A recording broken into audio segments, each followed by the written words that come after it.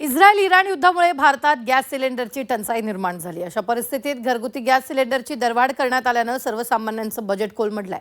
या पार्श्वभूमीवर गॅस दरवाढी विरोधात काँग्रेस रस्त्यावर उतरली आहे। राजधानी दिल्लीत काँग्रेसनं गॅस दरवाढी विरोधात आंदोलन केलं। सरकारचा निषेध करत यावेळी घोषणाबाजी करण्यात आली, तर राज्यातही काँग्रेसनं ठिकठिकाणी आंदोलन करत सरकारचा निषेध नोंदवला।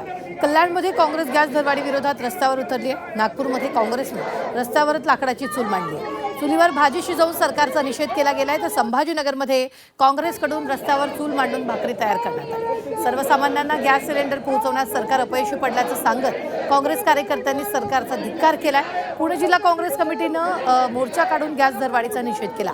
तर सांगलीत रस्त्यावर चूल मांडून काँग्रेस कार्यकर्त्यांनी सर्वसामान्यांच्या प्रश्नाकडे लक्ष वेधलं। त्याचवेळी शिर्डीत काँग्रेसनं गॅस दरवाढीच्या विरोधात सरकारविरोधात आंदोलन केलं। तर मावळमध्येही काँग्रेस रस्त्यावर उतरलेली पाहायला मिळाली। इंग्रजांच्या जुलमी सरकारच्या विरोधात आणि आपले जे अधिकार आहेत त्या विरोधामध्ये लढाई करण्याकरता एक सत्याग्रहाचा हा महात्मा गांधींनी पुकारला होता। आज नेमकेपणानं तशाच प्रकारचा एक सत्याग्रह करण्याची शेतकऱ्यांना आवश्यकता आहे।